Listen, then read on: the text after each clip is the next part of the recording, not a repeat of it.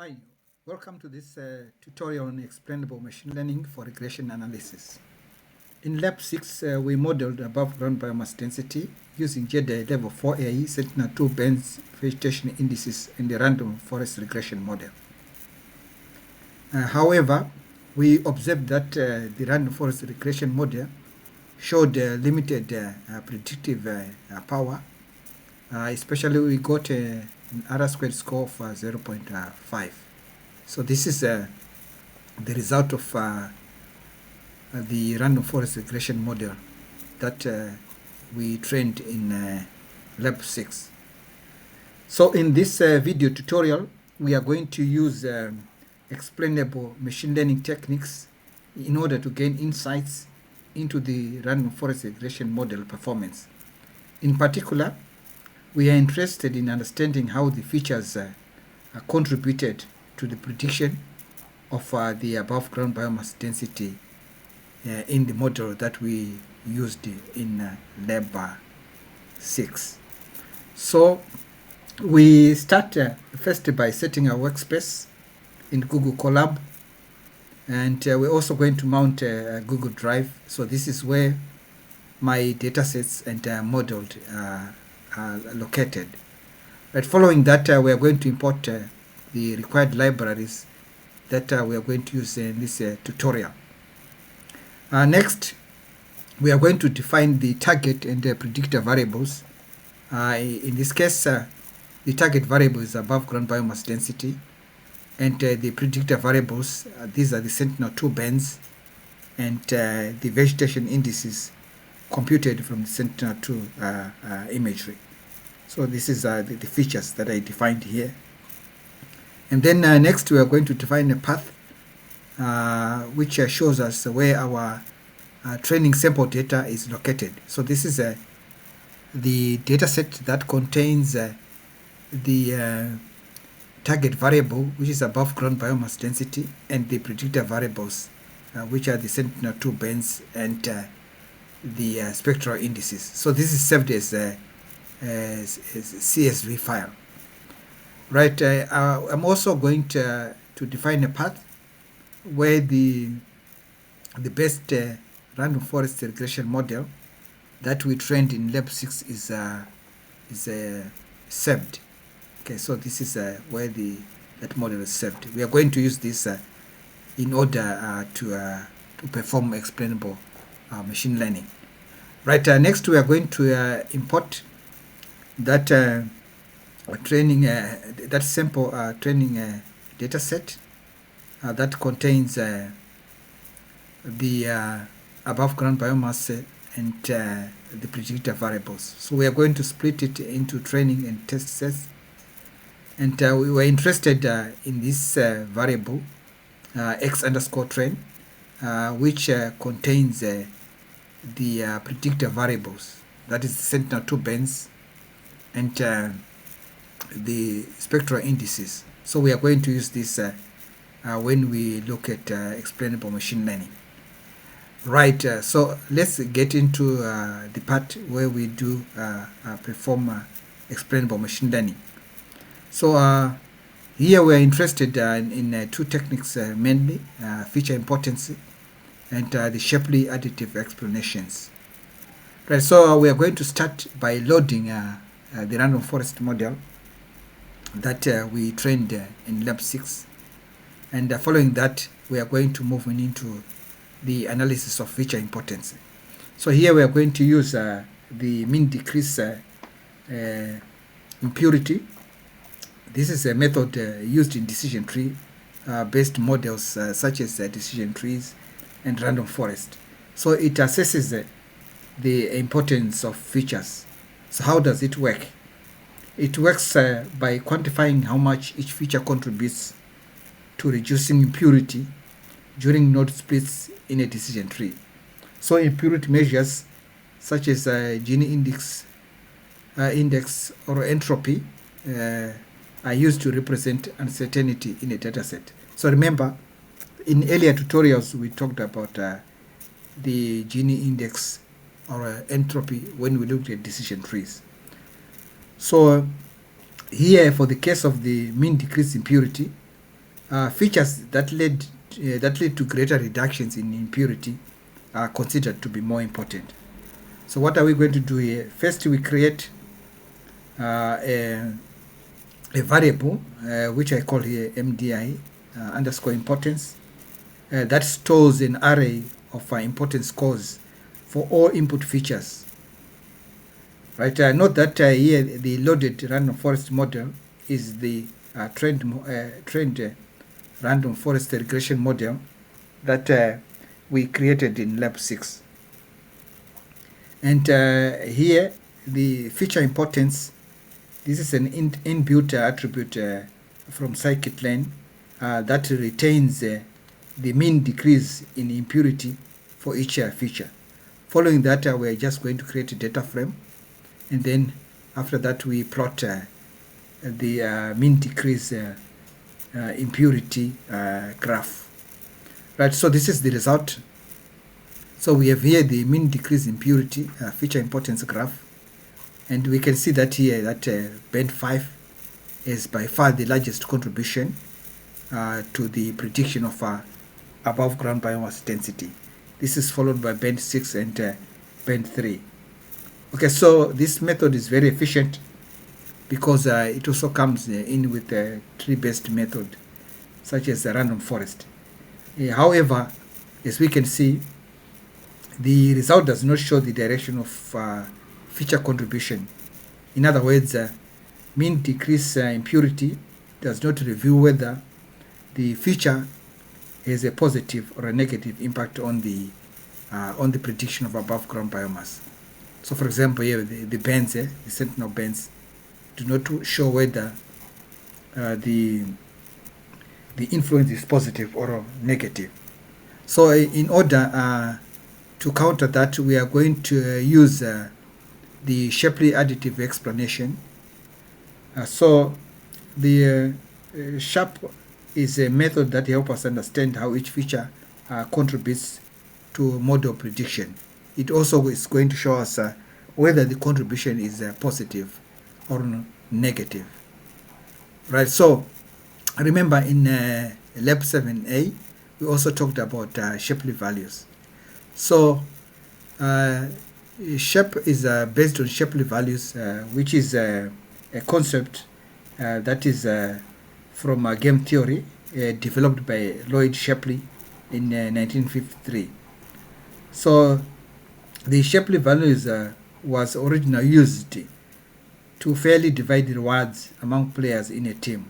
So that is part of the game theory. But in machine learning, we are going to use it as a way to fairly distribute the influence of each feature on the model prediction, on final model prediction. So in this case, we are going to look at the features and how they contribute to the prediction of above ground biomass. So what are we going to do? So first, we need to create a SHAP explainer. So this is just an object that is going to take in the trained random forest model and the predictor variables, that is the sentinel-2 and the spectral indices. Okay, then this explainer calculates the SHAP values for each feature in the training data. These values are going to show us how much each feature contributes to each prediction. So here we are going to have this variable SHAP underscore, which is going to contain the SHAP values. Right, I have used here this parameter check underscore additivity, and it's defined to false because this is going to speed up the computation by skipping the check that ensures all features contribute perfectly to the model prediction. Right, so this is just for speeding up the computation. If you have got a smaller data set, you can ignore this. Right, but in general, the computation of SHAP takes a lot of time, especially if you've got a large data set. So you should be very careful In my case, I took about 2 minutes 27 seconds. So this is not a very big data set. Right, so following that, we want to plot graphs that we are going to use to interpret the influence of the features on the model prediction. So for the first case, we are going to use the SHAP plots bswarm function in order to create a bswarm plot that displays the SHAP values. So if we run this code, we are going to create this bswarm plot. So it shows the contribution of each feature to the model prediction. Right. So here, what do we have? So each dot here, so these are clouds of dots. So each dot represents a SHAP value for this specific band on an individual prediction. So the position here on the x-axis indicates the impact of the spectral band's reflectance on the model's prediction. So for values to the right here, they show higher above ground biomass predictions, while values to the left show lower above ground biomass prediction. So the color denotes here the feature value. So in this case, feature value means the spectral reflectance for these Sentinel-2 bands. Right, so what we have, the blue color here, that is the cool colors, represents low spectral reflectance values, while the warm colors here, that is the red colors, represents high spectral reflectance values. Right, so for band 5, which is the vegetation red edge band, so the clusters of red here, of red dots, which indicates high spectral reflectance values, are on the negative side of the SHAP value axis. Okay, so this means that high spectral reflectancy leads to lower above ground biomass density prediction. In contrast, the blue dots here indicate low spectral reflectance, but these dots are on the positive side of the SHAP values. So this shows that low spectral reflectancy for band 5 increases above ground biomass prediction. Okay, so this result suggests that there's a negative relationship with above ground biomass. In other words, for band 5, we are seeing a kind of contrast, because usually band 5, which is the vegetation red edge, is mostly correlated with the high biomass density. Okay, so we can do the same interpretation for band 6 and band 3. We can see we have a huge concentration here of the red dots on the left side, indicating the influencing a lower prediction of above ground biomass. In contrast, we have a lot of these blue dots here showing a low spectral reflectancy, contributing to higher biomass density estimation or prediction. Right, we can also see that there are some bands, for example, band 2 and 8. We have the concentration centered around 0, showing that there's a moderate contribution to above ground biomass prediction. And we also have instances of red dots on the right side of the SHAP values. Okay, so this shows a slightly positive contribution to above ground biomass prediction.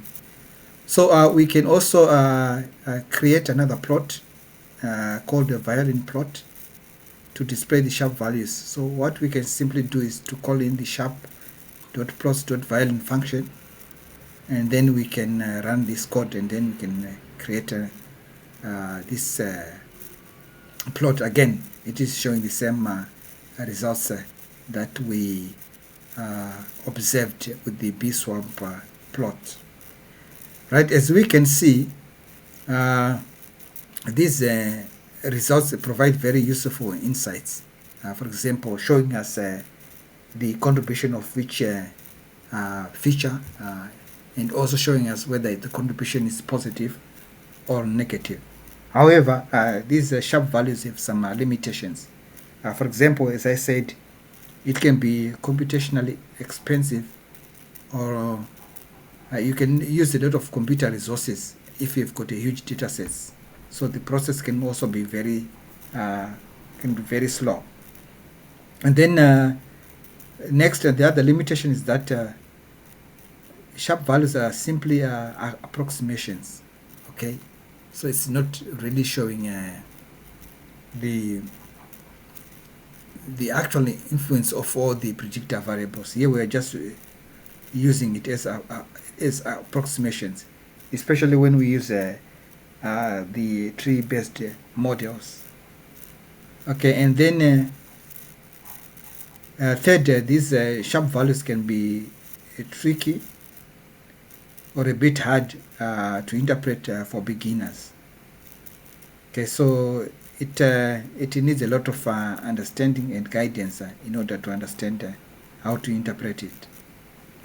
And then also we should be very careful that SHAP values explain associations, not causation.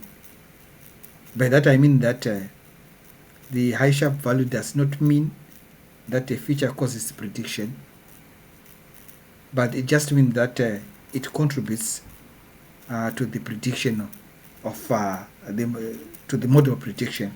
In this case, its contribution. In this case, it contributes to the prediction of above ground biomass density. So you need to be very careful. Okay, so while we have these limitations, it is also important to note that the SHAP values provide a lot of insights. So it is also better that we combine it with other tools or measures or visualization so that we can gain deeper understanding. So for that, we are going to use simple scatter plots. So simple scatter plots here is just going to show relationships between the reference and predicted above ground biomass when we look at each individual feature. For example, in this case, we are going to take band 5, band 6, band 8, and band 12. So what we are going to do, we are going to first extract the values for each specific band, that is band 5, band 6, band 8, and band 12. And then we are going to use the trend model to first predict the above ground biomass, and then we are going to compare, okay, that prediction and also the reference data which comes from our sample data set. And then after that, we are just simply going to plot